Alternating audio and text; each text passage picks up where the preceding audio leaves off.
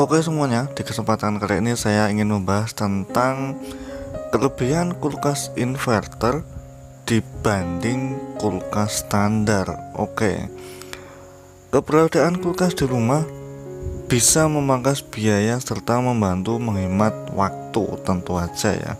Pasalnya kulkas terutama yang dilengkapi dengan freezer dapat digunakan untuk menyimpan berbagai jenis makanan mentah maupun makanan siap saji agar tak mudah basi ataupun rusak. Tidak seperti peralatan elektronik lainnya di rumah, kulkas atau yang sering kita sebut lemari es selalu beroperasi 24 jam sehari dan 7 hari dalam seminggu. Itu artinya peralatan ini akan mengkonsumsi banyak daya sehingga tagihan listrik jadi tinggi. Di dalam sebuah lemari es terdapat berbagai macam komponen. Dari sekian banyak komponen yang ada, salah satu yang paling penting adalah kompresor. Fungsinya adalah untuk mendinginkan dan menjaga suhu di dalam lemari es. Berbagai penelitian dan inovasi pun dilakukan oleh para produsen untuk menghasilkan sebuah kulkas dengan kompresor yang hemat daya dan tahan lama. Salah satu hasil inovasi teknologi terbaru adalah kompresor inverter yang dianggap lebih efisien dan lebih hemat energi dibandingkan kulkas model konvensional ya, yang berlahan namun pasti mulai ditinggalkan. Jadi mungkin tahun-tahun ke depan kulkas konvensional udah hilang atau lenyap dari muka bumi ini. Kemungkinan seperti itu. Oke, terus apa sih perbedaan antara kompresor standar dan kompresor inverter? Oke, kita tahu semua lah ya, mungkin ibu-ibu juga tahu. Peran utama kompresor adalah untuk membantu mendinginkan dan mengatur suhu di dalam kulkas. Kompresor juga bisa membantu menghilangkan panas di dalam kulkas sehingga makanan yang tersimpan seperti sayur, minuman hingga buah-buahan akan tetap segar dan tahan lebih lama. Kompresor kulkas standar atau kompresor kulkas konvensional berputar pada kecepatan yang konstan atau tetap. Di antara perputarannya itu adalah 1100 sampai dengan 3600 rpm. Kompresor ini bekerja mengikuti logika on dan off. Logika yang cukup sederhana ya. Setelah dihidupkan dan kulkas telah mencapai suhu sesuai dengan settingan, maka kompresor akan mati. Apabila suhu di dalam kulkas naik secara otomatis pula, kompresor akan hidup kembali dan untuk menurunkan suhu dalam lemari es. Ketika hidup, kompresor akan langsung bekerja dengan kemampuan 100%. Sekalipun penyesuaian suhu yang dibutuhkan dalam kulkas mungkin hanya membutuhkan kinerja 50% saja ya, agak boros dikit lah. Inilah yang menyebabkan mengapa kulkas model non-inverter sangat boros listrik, panas, serta berisik.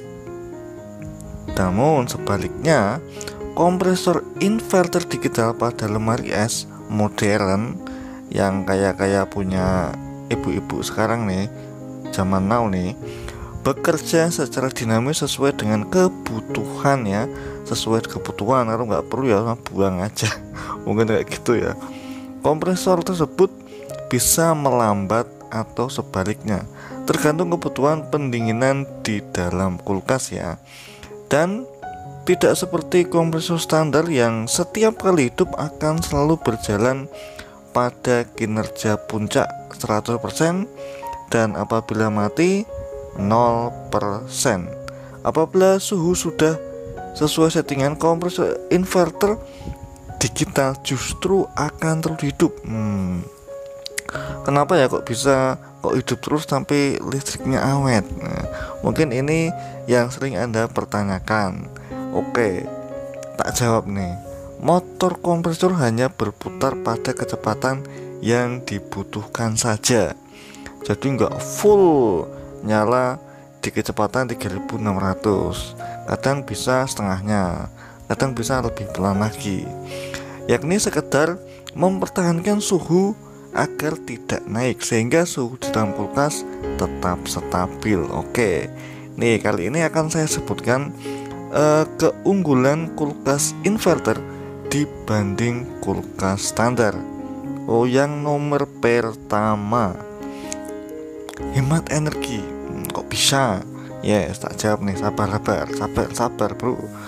Kelebihan kulkas inverter yang utama sudah pasti terletak pada kemampuan dalam menghemat daya listrik ya.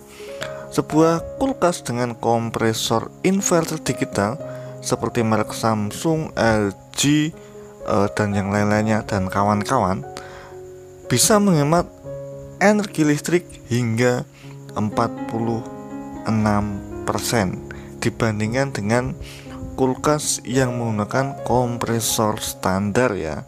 Oke, kok bisa gitu, kok bisa 46%? Nah, bisa dong, karena kecepatan perputarannya pada kompresor itu bisa diatur seperti itu. Jadi kompresor inverter membutuhkan daya yang lebih kecil untuk memutarkan kompresor sehingga lebih hemat energi seperti itu ya.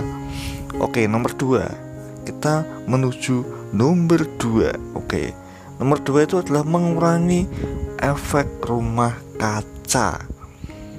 Selain hemat energi dan bisa menyelamatkan lingkungan, teknologi inverter ini juga memberikan kontribusi dalam mengurangi efek gas rumah kaca. Asik, mantap.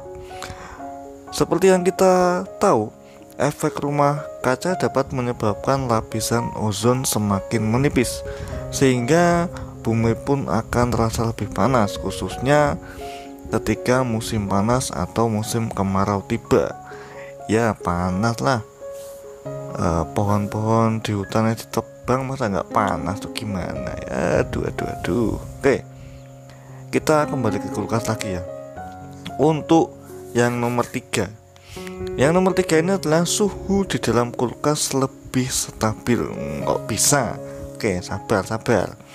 Dibandingkan dengan model standar, kulkas inverter bisa menghasilkan suhu di dalam kulkas yang lebih stabil dan konstan. Bahasa Jawanya konstan nih, acek, terus-terusan. Pokoknya ngono kuwi lah, intine ngono kuwi. Sehingga makanan akan lebih terjaga dan tidak mudah rusak. Rata-rata suhu fluktuatif, angel guys disebut.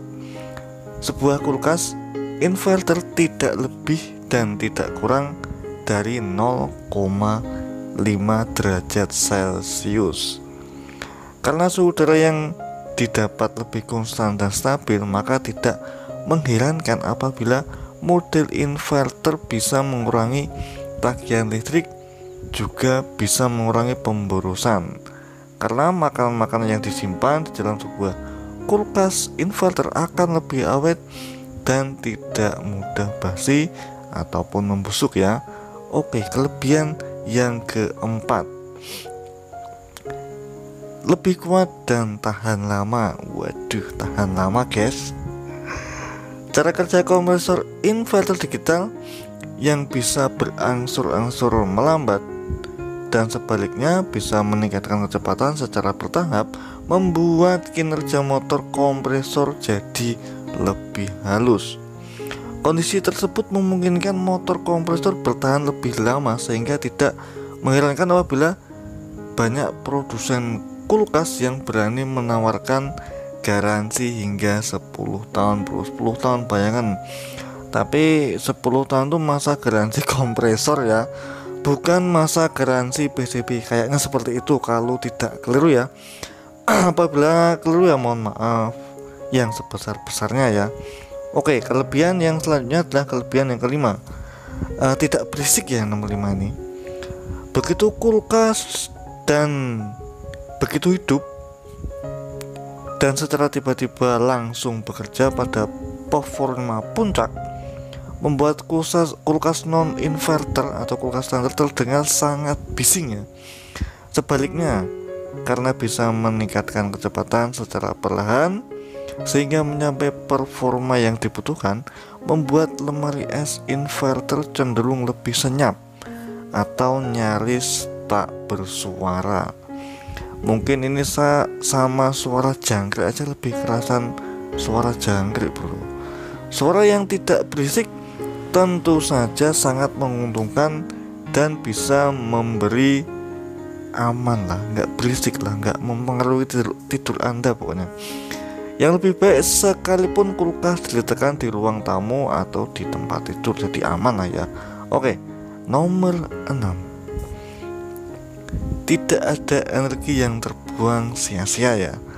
Seperti yang telah saya sampaikan di atas, kompresor pada kulkas konvensional begitu hidup akan langsung berputar pada kecepatan maksimal ya, karena harus langsung bekerja pada kondisi puncak 100% power strong bro.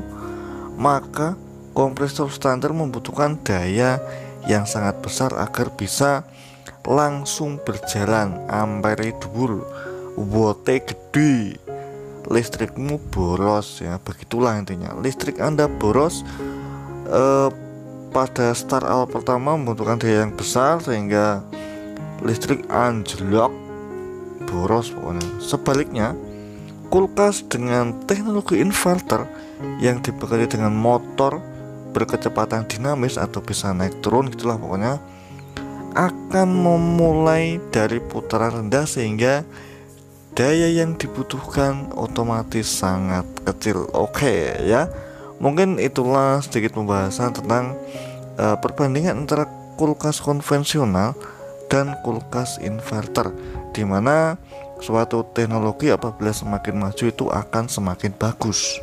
Oke, seperti itulah ya. Oke, mungkin sekian dulu video kali ini, semoga bermanfaat untuk Anda dan jangan ragu untuk membeli kulkas inverter merek apapun ya.